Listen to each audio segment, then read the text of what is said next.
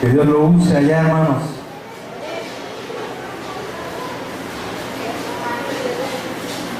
Gloria a Dios. Bien, ponte cómodo, hermano. Manda a tus hijos a la escuelita, a tus maestros. Acércate a tu viejo, tu esposa, o como le digas. ¿Cómo estás acostumbrado, hermana, a decirle a tu esposo?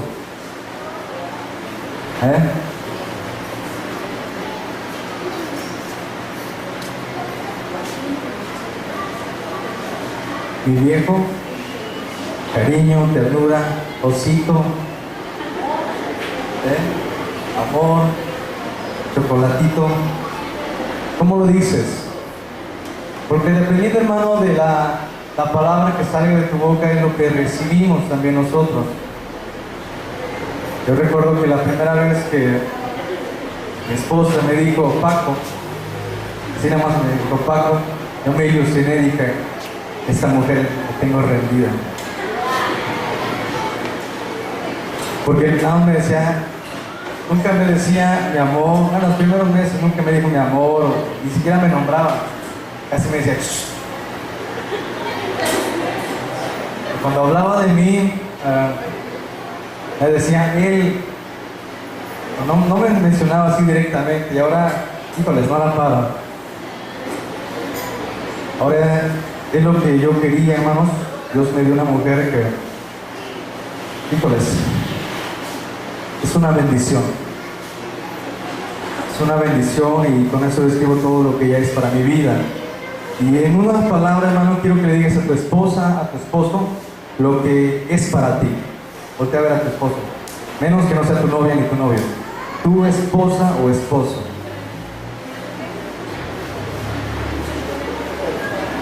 ¿Ya? Muchos dicen, es que ya no me meto a decírselo. Ya sabe. Es importante, hermano, decirnos lo que sentimos, porque entre más lo decimos, más nos la creemos también. Pero además de lo que confiesa nuestra boca, eso se cumple también. Así que si no estás acostumbrado a decir así a tu esposa o a tu esposo, empieza a acostumbrarte, porque lo que Dios quiere, hermano, es bendecir los hogares. Dios quiere que el matrimonio sea perfecto, como Cristo y la iglesia, la unión es perfecta. Así que el tema del día de hoy se llama sacerdotes del hogar. Y para esto, hermano, quiero decirte que llevo 18 años preparando esta predicación. ¿Sabes por qué? Porque durante 18 años he tenido la dicha de estarme preparando en el Señor para poder dar una palabra para matrimonios o para las cabezas de hogar. Cuando yo era niño, tenía 11 años, me preparé antes para ser un buen joven. Cuando fui joven traté de ser un buen joven, pero también prepararme para tener un buen matrimonio. Cuando se hablaba sobre enseñanzas para matrimonio, yo trataba de estar allí o escuchar, porque yo dije, un día yo me voy a casar y tengo que empezar a aprender. Entonces me acercaba a los consejos de cuando escuchaba que alguien estaba regañando a alguien, yo trataba de aprender y tomarlo para mí, porque dije, eso me va a servir. Y hermanos, alguien me aconsejó y me dijo, cuando te vayas a casar, pide a tu esposa años antes para que cuando Dios te la dé, sea la mujer que Dios tiene pensada para ti. Y juntos sea bendición, que no nada más tengas una esposa, porque cualquiera tiene esposa, ¿verdad? Pero no cualquiera tiene una mujer llena de la gracia de Dios, una mujer virtuosa. Amén. Entonces todos pueden tener mujer, cualquiera, pero no todos pueden tener una mujer virtuosa en su hogar. Los hombres, hermanos, tenemos la capacidad de poder en nuestras manos formar a nuestras esposas. Así que regresa a ver a tu esposa, vela, y dependiendo cómo la veas, en lo que tú has hecho de ella, cómo la has formado tú. Si es corajuda es porque tu hombre la formaste así. En tus manos está, hermano, el cambiar eso. La Biblia nos enseña, hermano, que los hombres somos los sacerdotes del hogar. Date la mano a los hombres, varones, casados con bigote o sin bigote, pues. Estoy casado. Que se lo rasuran. Ahora repite conmigo, di, yo soy un sacerdote de mi hogar. Ahora, levántala, pues, como que te la crees, pues. Ahora, levántala. Mira, ahora las mujeres. Digan, yo soy una sacerdotisa de mi hogar. Y de mí depende el cuidado de mi esposo y mis hijos. Amén. Baja tu mano. Hermano, a todos nos gusta una casa bien limpia. Una casa bien aseada, que cuando el hombre llegue a trabajar esté trapeado, rechinando de limpio, y la mujer, tú la encuentres casi danzando bien alegre. Que la encuentres y que te digan, oh cariño, ya llegaste, mua, mua. Aquí están tus hijos. Y tus hijos, papi, papi. Yo tenía esa ilusión cuando era joven. Cuando yo me casé, yo quiero llegar y que mi esposo me dé un beso cuando yo abra la puerta y que se me avienta el cuello y que me llene de besos. Pasaron los años y ¿qué creen? Se hizo una realidad. Híjole, hermano, ¿no te la crees? Voy a grabar eso un día. Es una bendición, hermano, saber que tu hogar, cuando tú llegas, huele a limpio, está escombrado, está acomodado, y tus hijos no están peleando. Todos anhelamos con tener un hogar así, ¿sí o no? Padres, ¿verdad que sí? Un lugar perfecto, un lugar ideal. Que cuando tú llegues de trabajo, tu hogar sea un lugar de descanso. Pero a veces, hermano, resulta que es lo contrario. Se llega al hogar y la casa está a patas para arriba. No encuentras dónde está la sala o el área de juego de los niños. No sabes de dónde está la cocina porque el traste está en media sala. Y tu esposa orando. No, ¿verdad? Quizás ocupada en otras cosas. Hay una imagen que quiero ilustrarte, quiero que tú la veas. Está una casa tirada, con todo tirado. Los niños subiéndose a los muebles y la mujer acostada en el sillón. Y que abre el esposo y dice, ¿qué pasó aquí? La mujer dice, ¿te acuerdas que siempre me preguntas qué hago todo el día? Sí, bueno, hoy no lo hice. ¿Sí entendieron esto, hermanos? A veces el hombre no se da cuenta que la mujer se la pasó todo el día trabajando y llega, ¿qué hiciste? No veo nada diferente. No, porque cuando te fuiste quizás no estaba igual o estaba igual, pero sin embargo, el hecho de, hermano, de que las mujeres se queden en el hogar no significa que sean nuestras empleadas. Si es ama de su hogar, su nombre lo dice, ama, dueña de su hogar. Pero también, hermano, cae en ella una responsabilidad de los hijos. Y como se tiene hijos, es muy difícil que una mujer tenga el hogar limpio. Pregúntenmelo a mí. Tengo un niño de 1 año y medio que hace un alboroto, hermano. En un ratito tumba todo. Y falta todavía. Ahora imagínate tener 2, 3 niños. Y encima tener un marido que no hace nada. Digan amén, las hermanas. Voy a hablar para los padres y para las mamás. Hermanos varones, nosotros tenemos el privilegio de tener un alto puesto en el hogar. Dios nos puso como cabeza del hogar. Cristo la cabeza de la iglesia, y nosotros como varones la cabeza del hogar. Pero nosotros como hombres, hermanos, tenemos no solamente que cuidar el orden, nosotros también, en nosotros cae la obligación de también atender el hogar, de cuidar, de hacer el aseo, meter las manos, lavar el baño. Híjole, hermano, a veces nos cuesta eso. Y es difícil, ¿sí o no? Digan amén, varones. Es difícil que un hombre a veces agarre los trastes y empiece a limpiar, empiece a lavarlos. O que agarre la ropa. Para mí, hermano, la ropa se me hace como, híjoles, es una tribulación para mí. Pero sin embargo hay cosas en que podemos hacer, hermano, que no nos pasa nada. Y sin embargo, eso a nosotros como hombres no nos quita autoridad, al contrario. La mujer sueña con el hombre ideal y el hombre ideal no se encuentra en su hogar. Y cuando una persona no encuentra lo que necesita en su hogar, ¿sabes qué empieza a hacer?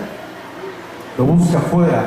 Obviamente esto no es una regla, que afuera tengan que hacerlo, los hombres como mujeres, porque hay una decisión que tienen que hacer: o hago lo que otros hacen o hago lo que la Biblia me enseña. Y hoy vamos a descubrir lo que la Biblia nos enseña, hermano, acerca de cómo cuidar nuestro hogar. No me voy a meter en detalles, sino simplemente lo que Dios me ha dado para que tú lo entiendas y lo asimiles el día de hoy. Dice el hermano, poquito para que no andes vomitando. Porque si te doy bastante vas a andar eructando al rato. Te voy a dar poco de todo esto para que lo comprendamos y te lleves tarea y practicar en tu casa.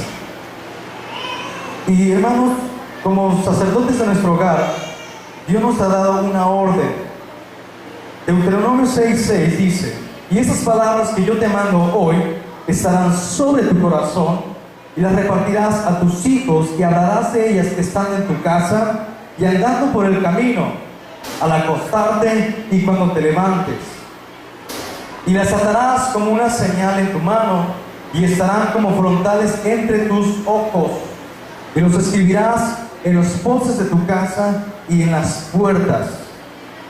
Dios nos ha dado la orden a nosotros de enseñar a nuestros hijos la palabra de Dios, cuidar de la vida espiritual de ellos también y de nuestra esposa, hermano. Del hombre depende la vida espiritual de tu esposa. El temperamento y el carácter de tu esposa está en nuestras manos, hermano, que la esposa crezca y busque más al Señor, o que la esposa se derrumbe en un mar de problemas o en un mar de quehaceres.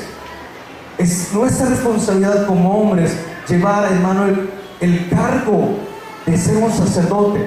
Un sacerdote, hermano, tenía que consagrarse, tenía que ungirlo como tal para poder cuidar de la casa del Señor. Pero Dios, hermano, te ha ungido también a ti para que seas el dueño de tu hogar y administres lo que Dios ha puesto en tus manos. Eso es administrar tu hogar, desde la economía, los quehaceres, el trabajo, todo eso tenemos que administrarlo, y aún el mismo tiempo que le dedicamos a la familia. Te pregunto, ¿cuánto tiempo le has dedicado a tu familia esta semana? Solamente esta semana. Con ellos has leído por lo menos un pasaje de la Biblia, has visto una película cristiana, has escuchado algo con mensaje de Dios. La Biblia dice, esas palabras que yo te mando, es decir, es una orden, hombres, es una orden, y también para las damas, es una orden que Dios nos da de cuidar a nuestros hijos. Dice, esto que te mando estará en tu corazón, las repetirás a tus hijos, y hablarás de ellas estando ¿dónde? En tu casa. Cada cuando, hermano, hablas con tu esposa de lo que le sucede a ella, la motivas a buscar más del Señor, o incluso oran juntos por eso. Cuando tu hijo se enferma, buscas que alguien ore por ti, o es el padre que toma la responsabilidad y ora por sus hijos. La Biblia nos enseña que es el padre que tiene que hacerlo. Jóvenes, esto no solamente es para adultos, escuchen y pongan atención, porque de esto va a depender también su futuro, de lo que ustedes aprenden y empiezan a practicar el día de hoy. Va a depender su matrimonio también. Jóvenes, ¿quieren tener un buen matrimonio? Amén. Vamos a obedecer entonces lo que dice la palabra del Señor. Dice, esto es lo que tenemos que enseñar. Hay un ejemplo, hermano, de un hombre que, siendo él sacerdote, ministro de Dios, no fue un gran ejemplo para sus hijos. Veamos. Según primer libro de Samuel 2:12 dice: los hijos de Elí eran hombres impíos y no tenían conocimiento de Jehová. Eso de palabra impíos, hermano, no significa que de vez en cuando robaban o que hacían cosas malitas nada más. No. Cuando la Biblia declara que esas personas, esos jóvenes eran impíos, era porque hacían esto. Dice, pero Elí era muy viejo y oía todo lo que sus hijos hacían con todo Israel. O sea que sus hijos eran unas fichitas. Todo Israel sabía cómo andaban los hijos del pastor. Híjole, hermano, los hijos del pastor.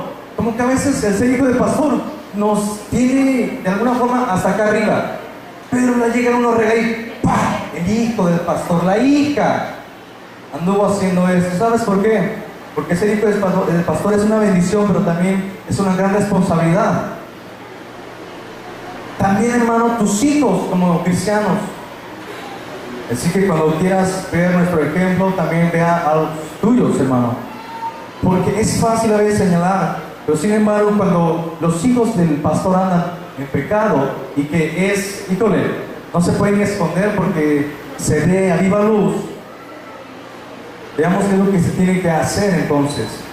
Dice, y les dijo Elí a sus hijos: ¿por qué hacen cosas semejantes? Porque yo oigo de todo este pueblo sus malos caminos, las malas cosas que ustedes hacen. No, hijos míos, porque no es buena forma la que yo oigo, pues hacéis pecar al pueblo de Jehová. Si pecare el hombre contra el hombre, los jueces os juzgarán. Mas si alguno pecare contra Jehová, ¿quién rogará por él, por ese hombre? Pero ellos no oyeron la voz de su padre, porque Jehová había resuelto hacerlos morir. Es decir, los hijos del pastor ya lo tenían hasta aquí a Dios. ¿Saben por qué? Porque ellos deshonraron a Dios acostándose con las mujeres que cuidaban afuera del templo. Las metían al templo y tenían relaciones sexuales. ¿Te das cuenta, hermano? ¿Cómo Dios nos iba a molestar? Cuando cambian algo que es sagrado y lo convierten en algo que es común y corriente, que dicen, total, nadie nos ve. Dios ahora, hermano, le da un mensaje a Samuel. Dios ya le había hablado a Samuel, pero Dios había dejado de hablarle a un sacerdote. Elí era el que administraba el santuario, hermano, era el principal. Y Dios dejó de hablarle a ese hombre por el pecado de sus hijos. Veamos qué le dijo Dios. Primero de Samuel 3:11. Y Jehová dijo a Samuel: he aquí, haré yo una cosa en Israel, que a quien la escuche le van a doler los oídos. Aquel día yo cumpliré contra Elí, contra el pastor, todas las cosas que he dicho sobre su casa, sobre su familia. Y desde el principio hasta el fin le mostraré que yo juzgaré su casa para siempre, por la iniquidad que él ya sabe. Es decir, yo ya le advertí varias veces a Elí que corrigiese a sus hijos y no lo hizo, porque sus hijos han blasfemado a Dios y él no los ha estorbado. Por tanto, yo he jurado a la casa de Elí y a su familia que la iniquidad de la casa de Elí no será expiada jamás. Ya no los va a perdonar, ni con sacrificio ni con ofrendas. Dios ya estaba cansado de ellos. Hermano, si ese sacerdote fueses tú, este padre de familia fueses tú y tus hijos anduviesen mal delante de Dios, ¿cuál sería tu obligación como padre? Dios dice, porque Elí no los estorbó. ¿Sabes qué significa estorbarles? No significa decirle, les voy a dar un mal ejemplo: hijo, yo no sé si quieres ir a la iglesia, pero bueno, aunque no vayas, pórtate bien. Y si quieres, pues, si vas a tener relaciones, usa condón, no importa, protégete, cuídate. Cuando un padre le da la libertad a sus hijos de hacer lo que quieran y no les habla conforme a la palabra de Dios, es decir, solapa su pecado, le dice: mira, con que nadie te vea, no hay problema, tú síguelo haciendo, nada más cuídate. Ese padre, hermano, está no solamente declarando condenación para sus hijos, sino que para él mismo. Un padre debe, hermano, corregir. Dios ha dado la autoridad al padre para poder corregir. Dice la Biblia: corrige con vara de hierro. No significa que agarres una varilla de hierro y te lo suenes. Significa corregir en el momento exacto que se amerita. No dejárselas acumular, y ya que las acumulaste, ahora sí, mijita, ya me cansaste, ¡pah!, lo descalabras para que se te quiten, no me provocando. Hermano, la sabiduría que Dios nos da, y tenemos que pedírsela al Señor, es de saber cómo instruir a nuestros hijos, cómo corregirlos. Ese hombre no los corrigió. Posiblemente desde pequeños hacían lo que querían, se metían al altar, corrían, andaban de aquí para allá. Y Elí, ay, ya, mijito, no te vayas para allá, no pegues, no pelees, hijo. He escuchado padres así, ay, mijito, ay, ya no lo regañes, papi. Pobrecito, se va a traumar. Traumado vas a quedar tú si no lo corriges. Dice la palabra que el hijo desobediente es un malestar, un dolor de hijo, ¿cómo está ligado? Para su madre y para su papá es un dolor de cabeza.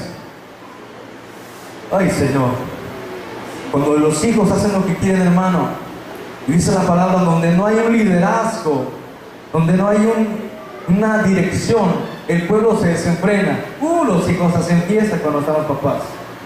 Cuando no hay una instrucción sabia, los hijos son rebeldes y hacen lo que quieren. Pero donde hay un padre que corrige, pero que también instruye con amor, hermano, eso es lo que Dios bendice en un hogar. Corrección, disciplina, pero también amor. ¿Cómo es posible que tengamos que corregir con amor? Sencillamente, cuando le vayas a pedir a tus hijos, no lo hagas con ira, con coraje, hazlo con amor. ¿Cómo? La pregunta es, ¿cómo lo hacemos sin que yo suelte toda mi ira? Es difícil, hermano, controlar esos instintos a veces. Es muy difícil. Pero sin embargo, yo te puedo decir, hermano, que mi padre siempre nos corregía, nos pegaba y luego nos buscaba y nos daba un abrazo o nos llamaba y dice, papi, ven para acá, yo te amo. ¿Sabes por qué te corregí? Porque tú hiciste esto y esto, y acuérdate que yo te había avisado. Eso es con amor. No solamente disciplinar, sino mostrar el amor, enseñarles, mira, hijo, así se hacen las cosas. No lo hagas porque si haces esto te va a pasar esto. Y cuando lo hacen, obviamente aplicar la disciplina, pero siempre como lo hace el Señor. ¿Y cómo lo hace Dios con nosotros? Nos advierte antes, caemos, nos disciplina y Él nos abraza también cuando nos arrepentimos. Si en tu hijo no ves un arrepentimiento, hermano, ni lo abrazas, ni te le acerques, hasta que de él salga eso, hermano. Porque tiene que haber eso también. Llámalo. Si viene, significa que hay algo en él, búscalo. Pero sin embargo, hermano, es importante aplicar la disciplina. Ese hombre, dice la palabra que sus hijos fueron a la batalla porque vinieron los filisteos a querer pelear. Pelearon, no sabían cómo iba la batalla, iban entre perdían y ganaban. Y se les ocurre a uno, dice, traigan el arca que está cuidando el sacerdote Elí. Van y corren por el arca, la traen pensando que el arca de Dios iba a ser como un amuleto. Si traemos el arca, vamos a vencer.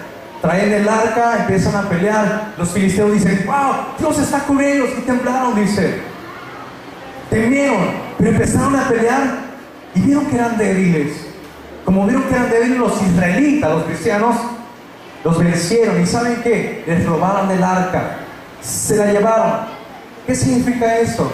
Que cuando un cristiano quiere jugar con la presencia de Dios, que es cristiano y no es cristiano, que anda bien aquí y anda mal en su casa, es como el pajarito que se pone en los cables de tensión. Se pisa el pajarito en un cable y ¿qué pasa?